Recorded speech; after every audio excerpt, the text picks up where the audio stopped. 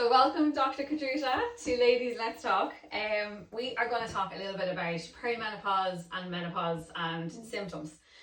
So when you don't feel sick enough, let's say, to visit the GP, but you're just still feeling not yourself, like what's normal and not normal when it comes to hormonal symptoms? First of all, thank you for having me. Oh, and I think perimenopause and menopause is a hot subject. Yes. So I often see patients who are coming to me because they were recommended to come, and then I ask them, but what's wrong? But I don't know, because I'm not sure if I'm in perimenopause or menopause. It's hard to It's very hard to pinpoint, because in medical literature or as a doctor, you're expecting to hear hot flushes, right? Yeah. Talking about hot flushes. Yes. But not everyone has them. No. So if somebody's not sure and they're not sick enough to go to the doctor, think about your sleep. Is your sleep the same like it was 6 months ago or 3 months ago? You might fall asleep, but you might wake up at 3 in the morning and then you start scrolling, because that's what you do. Yeah. Sleep is a big one. Another tricky one is sore knees, sore joints. Yes. You know, like you just sometimes you think, oh, I do the gym and it's that, or you put it down to something, don't you? Really? My own experience, I don't go to the gym because I don't have time. And I've always said, the last year and a half, I said, oh yeah, that's it, and go back to the gym. Yeah. And then about 4 months ago, I was at my desk seeing the patients, and then I got up to go to the toilet, and I was like, ouch, you know. Yeah. And then I was all like, of a sudden, oh wait a second, I have to go back to the gym. So my first impression was, I need to go training because my knees are sore. Okay. But that's actually lack of progesterone. Yes. So that's a sign for perimenopause, Right. Okay. So sleep, sore joints, or some people have pain in their foot, and they go, when you stand up in the morning, you're like, ouch. So that's a sign of perimenopause. Yeah. So like, you're not sick to go to the hospital or to go to the doctor, but you have some pain that was not there before, that goes away but comes back. Yes. Okay. Another big one, and I think so many of us don't even realize we have it. It's a little bit of itchiness. Yes, on the skin. Yeah. Same. This was my third symptom, because I was like, and you get kind of shocks and feelings. Yeah. Like, and I went and I started scratching, and my 4.5-year-old says to me, "Are you okay, mommy?" I'm like, yeah. And then I keep scratching, and I'm like, wow, why? What? Maybe I ate something. And being a doctor, obviously, I keep pushing the symptoms onto something else that is not perimenopause, because why would I be perimenopausal? Because I still have a cycle. Yeah. And I think this is the big catch with people. They think, I can't be perimenopausal, I'm 40. Yeah. Because I still have a period. Yes, I know. Yeah, but are your hormones balanced? 100%. So I think about outside the box. If you've sore joints, if you have a pain that's there and wasn't there before, if your sleep is off. Yeah. Brain fog. Me. No. And this is where I felt silly going to the doctor, because I was like, I drove around the roundabout 3 times today. I didn't know where I was going, and I was going to collect the kids from school. Which, that's what I'm saying. You feel kind of stupid going to the doctor over that, but it is a thing. It is a symptom. Don't feel bad to go to your doctor and say it straight up. Yes. I think this is related to something that's changing in changing your body. Because I used to be able to focus. I used to be very productive, and now I'm not. Yeah. So 100% brain fog is there, but brain fog is on the big list. It's a big list. Yeah. Like the majority of the patients will have brain fog. Tiredness. Yeah. You know, I'm tired. And then we blame the kids because we're perimenopausal. We had our kids. Yeah. If we had our kids, if we didn't, that's fine. But then we blame age. It's so easy to blame things. Oh, it is. But like, it is. Instead of, like, we don't see ourselves. Yes. We tend to believe, we're invincible. Yeah. Especially as women and mothers, and we are losing them, because this is a normal process of getting old. Yeah. And we're losing the hormones. Yeah. And once we are losing some of the hormones, subtle changes start to happening, and you're like, okay, this is not right. So 100% do not wait until you have hot flushes every night and every day.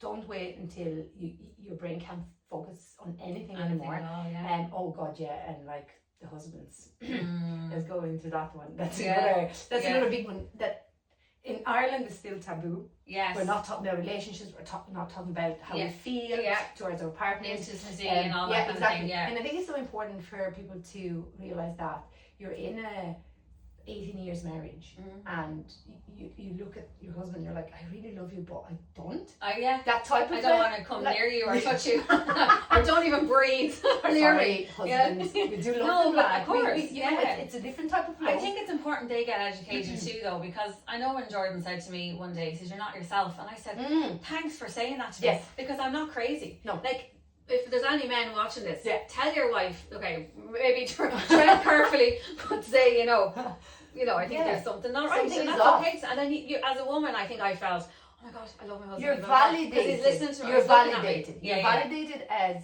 not just the wife and the mother who has to perform on her daily tasks. Yeah. You're validated as a human being. Something is wrong, you know. I would love to educate the guys, and say, look at your wife. Yeah. Is her hair as shiny as it was? Does she have the same length of hair? Yeah. You know, maybe she's struggling. She sees that body image that's not actually what it is, because we start seeing ourselves with different eyes, right? That's another big hormonal shift where you look in the mirror and you see the bad, and you stop. Yes. You have to stop and say, actually, wait a second. Yeah. This body brought me Well, here. yeah, exactly. What it's gone through and everything. And when it comes to perimenopause, menopause, it's not even your health and it's a state. Because people say, oh, I'm going through perimenopause. You're living into perimenopause. Yes. You're living for the next 40 years into menopause. Yes. Let's live beautifully. Exactly. Let's feel what we're supposed and to feel look after our older self. Look after our older self too. The husband, the kids. You can give when you don't have. Yes. 100%. So when we're losing them, how can we give the people around us good and smiles and like emotional stability and no, we snap. Yeah. And this is another one that we don't talk about, right? We become snappy and I'm like, yes. I know. I'm not a bad person, am I? And it's easy to look back. Like before I was on HRT, now I do believe HRT is not a quick fix. There's a bigger, there's a bigger picture. But my point is that when I do look back, I'm like, oh my God, I was like a lunatic. Yeah. And it's easy for me to look back, but because I'm better now. But at that time, you don't know you're in that cycle. You just, as you said, you don't see yourself. You just are in it, and that's it. But you wake up and you do your daily things, and you don't, think that I have something wrong with me, right? Yes. Because I look the same when I started being itchy. Yeah, right? Itchy and sore. Took a bit of dessert, take here and there, So I looked the same. And my energy was the same, but then my knees were sore, and I was like, okay, something is up here with me. But you don't tend to say, I'm going to go to the doctor, I'm booking in because my knees are sore. Oh, I said I'm going to the gym. Yes, exactly. But then the moment you start a bit of estrogen, the knees are fine and projection. I'm like, okay. The majority of ladies are saying that they have hot flushes, right? But there's a thing called cold flushes, which I have. Actually, So again, I blame a virus because in the middle of the night, I got the shiver, right? But you know when you have temperature, when you have a cold, right? And I got the shivers and I rarely pull the blanket or the duvet over me. Yeah. And I was like, oh, she's okay. So I got the blanket and then I was like, just killing a virus. Right? I think it is. And then I woke up in the morning and I was like, wow, my body's so strong. I just killed another virus. Yeah. But then the next night, the same thing happened. But strangely enough, I was waking up and I had no symptoms, nothing. Yeah. And then I was like, oh, maybe this. Well, let's do okay. Yeah. And then when I did the 1 + 1 + 1 + 1, I was like, that's it, like perimenopause. And then you check your blood test, and then those blood tests can actually be very hard to interpret because you look at them and your estrogen is still there. Yeah, but is it sufficient for what your body needs at that point in your life? Okay. So normal is normal.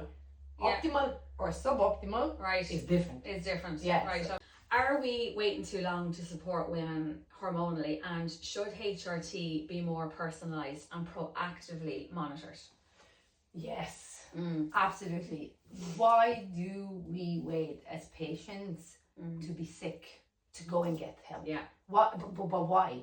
Because we are not educated. Yes. And it really goes down to education. And since I've opened up Seonua, I'm like trying to educate. My patients are getting not only a consultation, but they get educated. Yes. They know why they're there. Exactly. Why are they with me? Yeah. Why am I asking for them to do different testing? And should HRT be personalized? 110%, because we're not the same. Yeah. My needs of hormones are not your needs of hormones, because your life is your life, my life is my life. I have maybe a million things to do today, you have 1,300,000. So we need different things. We're different people, different bodies. Yeah. The mechanism behind how HRT helps is different. How do you personalize HRT? You spend time with that patient. Yeah. Like in and out in 15 minutes with the prescription for HRT is not sufficient. Yes. Okay. Trust me. Yeah. If a doctor can ask you in 15 minutes everything about how you sleep, what you eat, how's your relationship with your husband, how's your vagina doing, Yeah. I hats off, but they can't. Yeah. Trust me, an hour, and I talk a lot and I explain a lot, but sometimes an hour is not even sufficient. If they're coming to me overly complicated already, I need to uncomplicate them and set them back to a baseline, and after that I start building HRT. Of course. For me, whoever comes to me, I go, okay, so this is a building phase.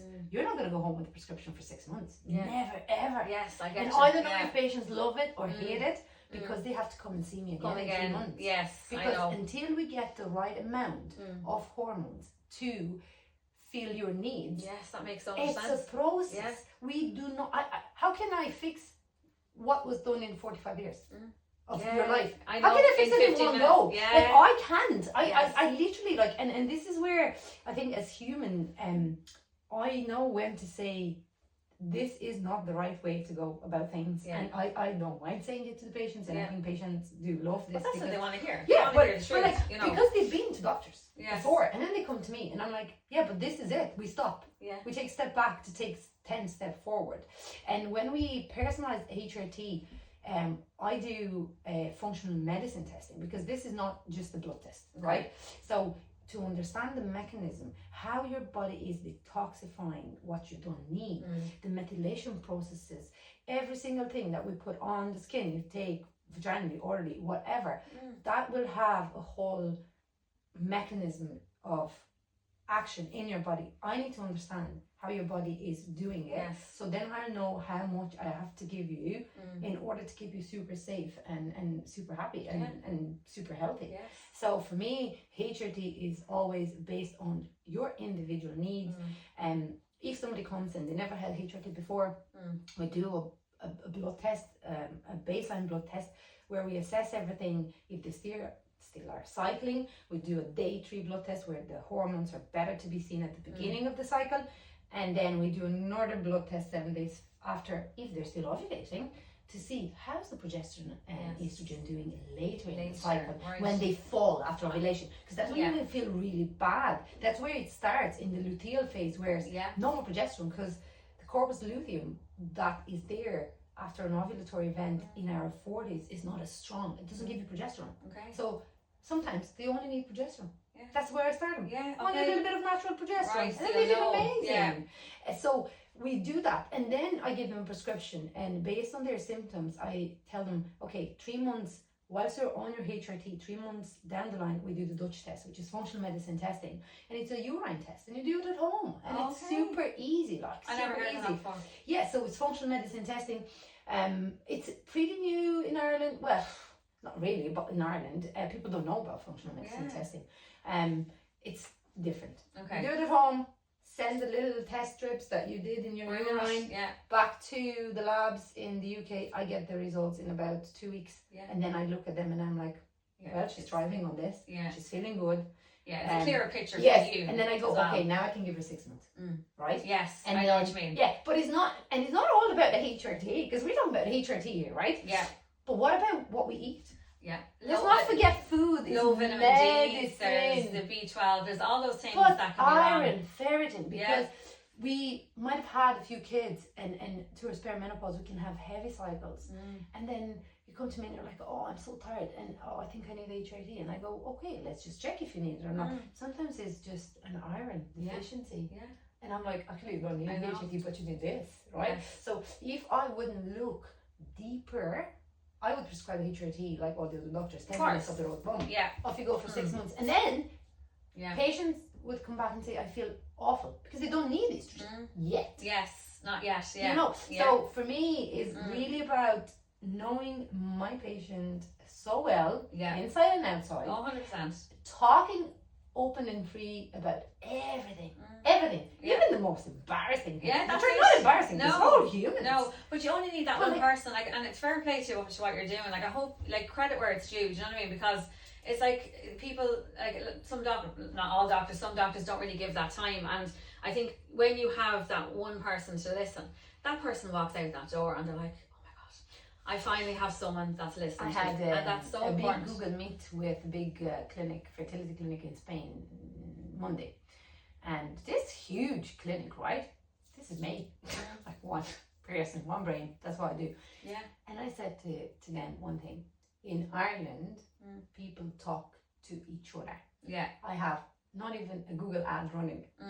Yeah. I don't need it. No. People will talk. Speak. Oh, 100%. Yeah. People. And that's how they hear. And like you said, it takes one person to listen Yeah. and to actually care about your life as a person, as an individual, Yeah.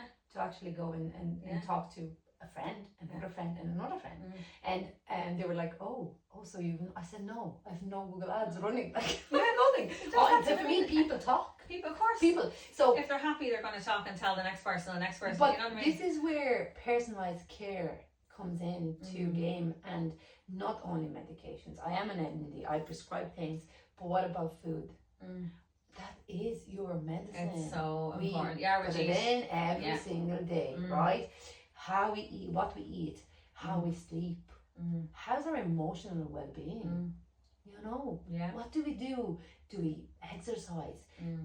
We forget when we're, you know, kids are now old enough and we're perimenopausal, and then we delve into career. And we're focused on that career, but we stop moving. And then your cholesterol is going high. But you say, but I'm eating the same thing. Like, but what about insulin resistance? Have you checked that? I'm trying to lose weight and I'm going to the gym, doctor, and it's not going down. I'm like, let's see. Are you insulin resistant? Are your cells tired? And that's it. That's it's it. really. I know. But if I wouldn't ask, I wouldn't know how to personalize your treatment. 100%. And again, we go to the fact that Irish system is overcrowded. Doctors don't have time. I know. That's it as well. Isn't it? But then make time, see less patients, let them wait. Because I get emails nowadays. I'm like, oh, hi, Dr.Codruta. I see you have a waiting. It's not a waiting list. But how many patients I can see in one day to give them the care? And at the same time, you are only you're one person too. So, but you I know, am one person who is a mother of three. A wife. A daughter of an elderly mum who I care for, and she cares for my kids. And I'm literally building as we speak the clinic, the new clinic. So, and I'm leaving the clinic at 7:30. Like, you know, and like every few weekends I'm still in the National Ambulance Service. So, how can I see everyone in a week? I know, and you want to probably see everybody, but just I would love, exactly. You know. But I feel like, you know, they come in, the pressure is there because, but I've heard about you. You know? Like, I need to come and see you. I know. I want to see mean, it's good. It's good. It's good. That's it. But if you wait, you know, good things takes time. Exactly. And and even when they do go see it, you know, it's not going to happen overnight anyway. It's going to be a thing where you have to because meet they go people like, anyway. oh, You know? so I need to do this and this. And Unfortunately. So where can people find you? That's a good one. Okay, so as I said, at the moment we're building the new clinic. It's in Dublin 15, very close to Blanchardstown. It's in Kilmartin. If people know Dublin 15 and Blanchardstown area is very close to Mulhudart. So off the N3, off the M50, Easy to get to. easy to get to. Obviously, the moment is ready. People will know. But it's Dublin 15, and at the moment I'm still in Dublin 15 in Junction 6, Castleknock. That's where I'm renting my office at the moment. I can see people online, like, and that's the beauty. I was just about to say, I can put your website underneath this, and they can click on the website and they'll find you that way. And when they book in for a women's health consultation, they can book either online or in person. I think it's important for them to know that I see them even if they don't have recent bloods, because if they have bloods done with their GPs, let's say 7 months ago, I look at them. Yeah. And that's our starting point. Okay. And if I feel that they're not sufficient, then I tell them, look, this is the list that you need to have done. You don't necessarily have to come to say in your clinic just to get your bloods done. I have patients from everywhere, really. Yeah, okay. Obviously, I prefer to see the ladies in person, if yes, possible. yes. But I've seen so many online, and like Yeah, I have, it works. you know, and it works. It's Yeah. the same thing. The prescriptions are being sent to their pharmacies, and the supplements are being sent to their emails. You know, they get it's easy. But yes, if possible, if they can come in person, absolutely. I love spending time with them. We have the chats, the laughs, the cries, the everything. Everything, yes. So so Dublin 15 and online. Brilliant. That's great. Thank you so much. You're very, very Thank welcome. you. Yeah.